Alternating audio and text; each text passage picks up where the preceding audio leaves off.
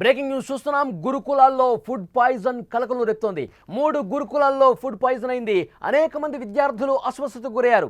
ఆసిఫాబాద్, ఖమ్మం, భూపాలపల్లిలో ఈ ఘటనలు జరిగాయి. తల్లిదండ్రులు ఆందోళన పెరిగింది.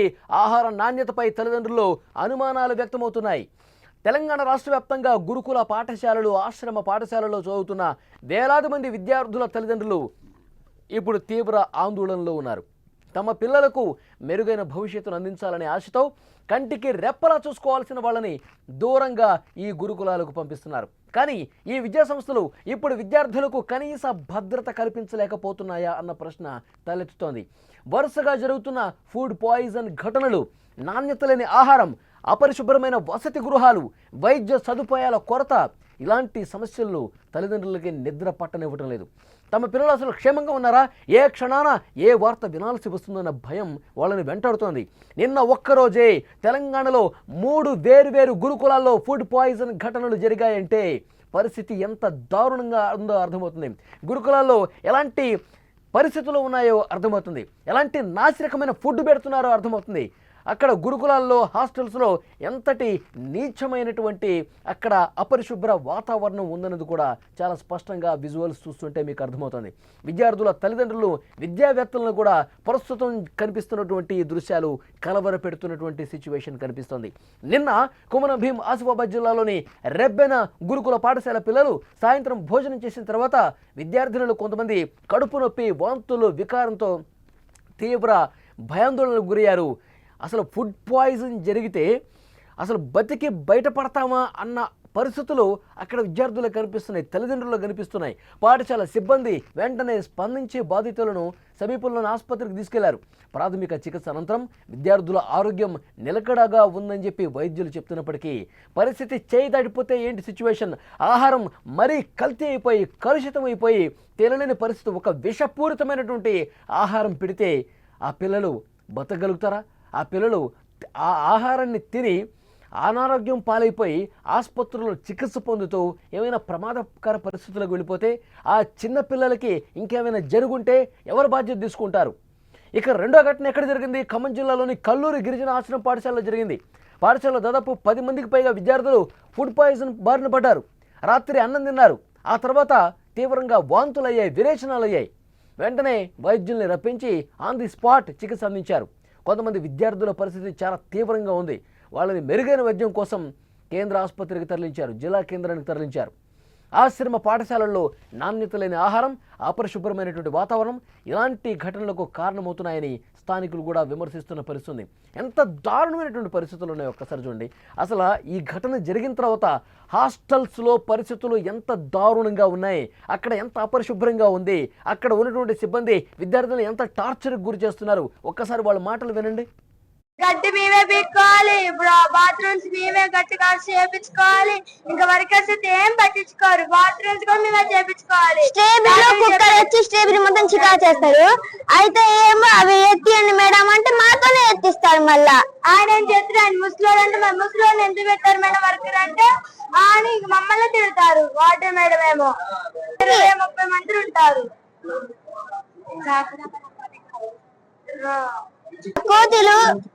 కోతులు అసలుకి గోళ్ళ గురించి చెప్తేనేమో ఒక్కరు పట్టించుకోరయ్యా, మేమే క్లీన్ చేసుకోవాలి. ఆ పాములు వచ్చినా ఎవరు పట్టించుకునే వాళ్ళు ఉన్నారు? ఒక రోజు అమ్మకి ఇక్కడ తేలు కుట్టింది, ఇంటికి పంపించలేదామని ఇట్లనే కూర్చోబెట్టారు. ఎవరికి ఏమొచ్చినా ఇట్లనే కూర్చోబెడతారు కానీ ఒక్కరు ఇంటి అలా పోని ఫోన్ చేసి చెప్తే మీకెవరు చేశారమ్మా అని మమ్మల్ని బెదిరిస్తారు. మళ్ళా గోడలు మంచిగా లేవు మేడం అట్లాంటి మీరు డబ్బులు ఇవ్వండి మరి మేము కట్టిస్తామంటారు. చూసారా అక్కడ సమస్యలు ఏ విధంగా ఉన్నాయో? పాపం ఆ పసిపిల్లలు ఏ విధంగా ఆవేదన చెందుతున్నారు చూశారుగా. అసలు పరిశుభ్రంగా ఉంటుంది, కోతులు, పాములు, తేళ్లు ఏ వచ్చినా సరే పట్టించుకోండి అని చెప్పి అడిగిన అక్కడ వార్డెన్ మూసుకో, ఏం మాట్లాడుతున్నావు, ఎదురుపురం మాట్లాడుతున్నావు అని చెప్పి తిరిగి వాళ్ళనే కొట్టేంత పరిస్థితుంది. వాళ్ళు ఆ పిల్లలు మాట్లాడుతుంటే వాళ్ళు ఎన్ని బాధలు పడుతున్నారో హాస్టల్స్లో ఉండి సరిగ్గా ఫుడ్ లేక, అపరిశుభ్ర వాతావరణం. ఆ విజువల్స్లో చూస్తే మీకు కనిపిస్తుంది ఎంత చెత్తగా తయారైంది. మరి అలాంటి అపరిశుభ్ర వాతావరణం ఉంటే, ఆహారం కలుషితమైనటువంటి ఆహారం పెడతా ఉంటే అనారోగ్యం పాలుగాక ఏమవుతారు? ఆసుపత్రికి పాలు కాకుండా ఏమవుతారు? ఇక జయశంకర్ భూపాలపల్లి జిల్లా మొగుళ్లపల్లి మండలంలోని కొరికిశాల కస్తూర్బా గాంధీ బాలికల విషయంలో కూడా ఇలాంటివే జరిగినాయి. ఉదయం టిఫిన్ చేశారండి. అనంతరం చాలామంది బాలికలు తీవ్రమైన కడుపు నొప్పితో కడుపు పట్టుకొని రోధించారు. వికారం వాంతులతో బాధపడ్డారు. వెంటనే అక్కడ హుటాహుటిన అధికారులు అక్కడ విద్యాలయాన్ని సందర్శించారు. బాధితుల్ని సమీపంలోని ప్రభుత్వ ఆసుపత్రికి తీసుకెళ్లారు. వాళ్ళు వెంటనే వారికి చికిత్స ప్రస్తుతం కొనసాగుతుంది. చాలా అంటే చాలా దారుణమైనటువంటి పరిస్థితులు కనిపిస్తున్నాయి. గురుకుల పాఠశాలల్లో ఇలాంటి ఘటనలు గత కొద్ది కాలంగా తెలంగాణ రాష్ట్రంలో జరుగుతున్నాయి. గత నెల రోజుల వ్యవధిలోనే కేవలం ఫుడ్ పాయిజన్ ఘటనలే కాకుండా విద్యార్థులు అనారోగ్యం పాలవుతున్నారు. వసతుల లేమి, సిబ్బంది కొరత, ఇలాంటి దుర్మార్గమైనటువంటి పరిస్థితుల్లో అక్కడి విద్యార్థులు చదువుకోవాలంటే ఇంకా వాళ్ళు చదువు మీద ఏం దృష్టి పెడతారు?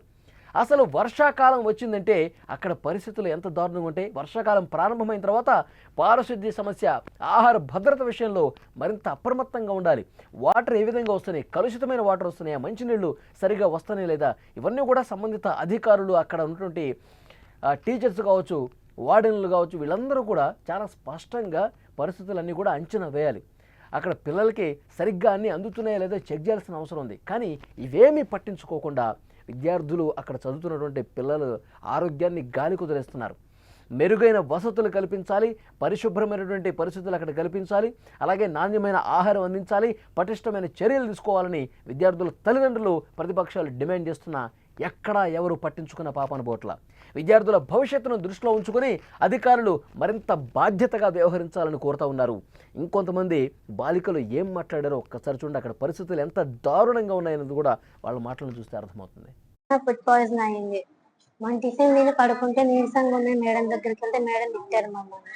తిట్టి ఏమైందని అడిగితే మేడం ఇట్లా వాంతింగ్స్ అవుతున్నాయి అంటే మీకు సెలవులు వస్తున్నాయి కదా అని వాంతింగ్స్ అవుతాయి అని చెప్పారు. చెప్తే మేమందరం వెళ్ళి చిన్న రూమ్ లో కూర్చుంటే వాంతింగ్స్ 2 సార్లు అయినాయి. ఆ తర్వాత నాకు ఇంకొక అమ్మాయికి ఆయాసం వచ్చి పడిపోయాను. పడిపోయాక హాస్టల్ తీసుకొచ్చి చెప్పారు, ఇక్కడ పెట్టారు హాస్పిటల్. అంతకు ముందు రోజు ఏమో తిడుతున్నారు మమ్మల్ని, ఫుడ్ బాగోట్లేదని చెప్తుంటే తిడుతున్నారు మమ్మల్ని. చాలా రోజులు బట్టి ఉంటుంది, 6 నుంచి అట్లే ఉంటుంది. చెప్పాము చాలా విలేకరులు వస్తే వాళ్ళకి చెప్పాము. మేము చెప్తే వార్డెన్కి ఇచ్చారు. అది ఆసుపత్రిలో చికిత్స పొందుతున్నటువంటి ఒక విద్యార్థిని చెప్పిన మాటలు. అసలు ఆహారం బాగుండట్లేదు, అసలు పరిస్థితులు అక్కడ ఏం బాగుండట్లేదు, అపరిశుభ్రత కనిపిస్తూ ఉంది, మాకు ఇట్లా ఫుడ్ పాయిజన్ అయినట్టు అనిపిస్తుంది, వామిటింగ్స్ జరుగుతున్నాయి, విరేచనాలు అవుతున్నాయని చెప్పి అక్కడ ఉన్నటువంటి వాళ్ళకి చెప్తే తిరిగి వీళ్ళనే క్వశ్చన్ చేసే పరిస్థితుంది. నీకు సెలవులు కావాలి కాబట్టి ఇలాంటి నాటకాలు ఆడుతున్నారని చెప్తున్నారు. ఎంత దారుణం చూడండి. అక్కడ స్పందించే విధానం కూడా చాలా అంటే చాలా దారుణంగా ఉంది. అక్కడ ఇంకా ఆందోళన చేస్తూ ఉన్నారు విద్యార్థులు. మాకు సరైన ఫుడ్ పెట్టండి, అంతా పరిశుభ్రంగా ఉంచండి, మాకు ఇక్కడ సౌకర్యాలు సరిగా లేవు, ఇవన్నీ గత కొన్నాళ్ళుగా మొత్తుకుంటానే ఉన్నారు. తెలంగాణలో ఎలాంటి దుర్భరమైనటువంటి పరిస్థితులు గురుకుల హాస్టల్స్లో కనిపిస్తున్నది ఒక్కసారి చూడండి. వాళ్ళు ఆందోళన చేస్తున్నారు. ఒక్కసారి విందాం మనం.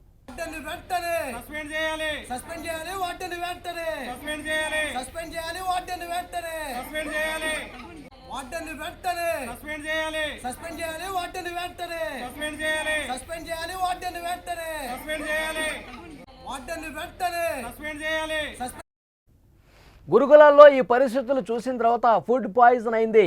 ఫుడ్ తిన్న తర్వాత ఒక దగ్గరేమో మార్నింగ్ టిఫిన్ చేసిన వెంటనే అక్కడ ఎఫెక్ట్ అయ్యారు విద్యార్థులు. తర్వాత కొంతమంది మధ్యాహ్నం భోజనం చేసిన తర్వాత, కొంతమంది రాత్రి డిన్నర్ చేసినప్పుడు ఇలాంటి పరిస్థితులు కనిపించినాయి. వామిటింగ్స్ అయ్యాయి, విపరీతంగా హాస్పిటల్ పాలయ్యారు. ఆ తర్వాత ఫుడ్ సేఫ్టీ అధికారులు కూడా అక్కడ వచ్చి ఇన్స్పెక్షన్ చేశారు.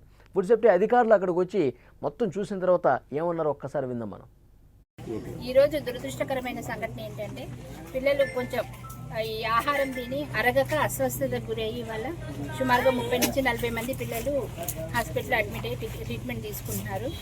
అందుకని మేము చెకింగ్ చేయడానికి వచ్చాము. ఇక్కడ పిల్లలందరినీ విచారించి ఈ పరిస్థితులన్నీ చూసిన తర్వాత ఇది పూర్తిగా వార్డెన్ గారి నిర్లక్ష్యం అని తేలిందండి. తర్వాత వంట వాళ్ళని కూడా హెచ్చరించడం జరిగింది. మన మేడం గారు వచ్చారు, డిస్ట్రిక్ట్ ట్రైబల్ వెల్ఫేర్ ఆఫీసర్, వారికి కూడా మేము ఒకటే చెప్పాము, ఈ సంఘటనకి పూర్తి బాధ్యతలు ఎవరో విచారించి ఇక్కడ పరిస్థితులన్నీ విచారించి కఠినమైన చర్యలు తీసుకోవాలి.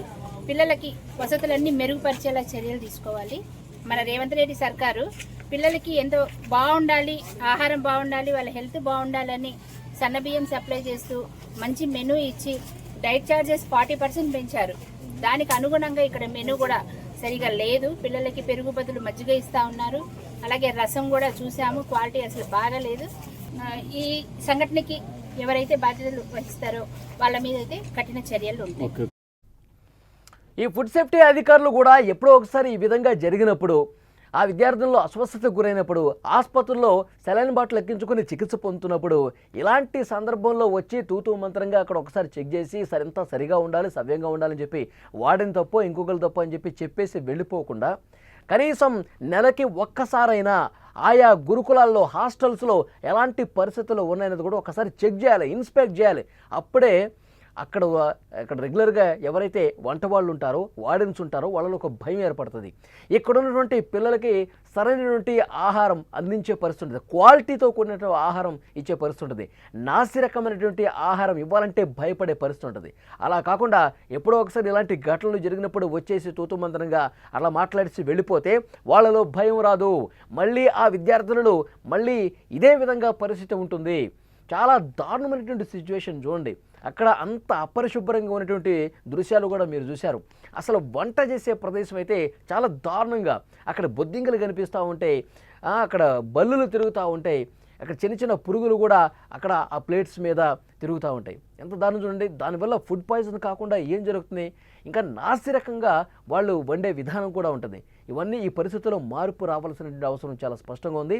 ఒకే రోజు 3 ప్రాంతాల్లో ఫుడ్ పాయిజన్ జరిగిందంటే తెలంగాణ గురుకులాల్లో, హాస్టల్స్లో ఎలాంటి దారుణమైన పరిస్థితులు అంటే పిల్లల భవిష్యత్తుతో ఆడుకునే పరిస్థితి. ఫుడ్ పాయిజన్ ఎక్కువైపోయి విషపూరితమైనటువంటి ఆహారం నిజంగా వాళ్ళు తీసుకుని ఉంటే వాళ్ళ పరిస్థితి ఏంటి? ఆసుపత్రిలో ఏదైనా జరగాలన్నది జరిగితే ఆ తల్లిదండ్రులకు ఏం సమాధానం చెప్తారు? ఇదా ఇంత దారుణమైనటువంటి పరిస్థితులు. నిజంగా సంబంధిత అధికారులు నెలలో కనీసం ఒక్కసారైనా ఇన్స్పెక్షన్ చేయాలి. ప్రతి హాస్టల్ని తిరిగి అక్కడ పరిస్థితులు అంచనా వేయాలి. అక్కడ చదువుకుంటున్నటువంటి చిన్న పిల్లలు వాళ్ళ అభిప్రాయాల్ని సేకరించాలి. వాళ్ళకి సరిగ్గా అందుతుందా లేదో చూడాల్సినటువంటి అవసరం ఉంది. సరైన ఫుడ్ పెడుతున్నారా లేదా, క్లీనింగ్ సరిగ్గా జరుగుతుందా లేదా, మీకు సౌకర్యాలు సరిగ్గా ఉన్నాయా లేదా, ఇవన్నీ నెలకి కనీసం ఒక్కసారైనా సంబంధిత అధికారులు అక్కడ ఇన్స్పెక్షన్కి వెళ్ళాలి, అన్నీ పరిశీలించాలి. ఏవైనా బాగలేకపోతే హుటాహుటిన చర్యలు కూడా తీసుకోవాల్సినటువంటి అవసరం ఉంది. అప్పుడు మాత్రమే పరిస్థితుల్లో మార్పు వస్తుంది.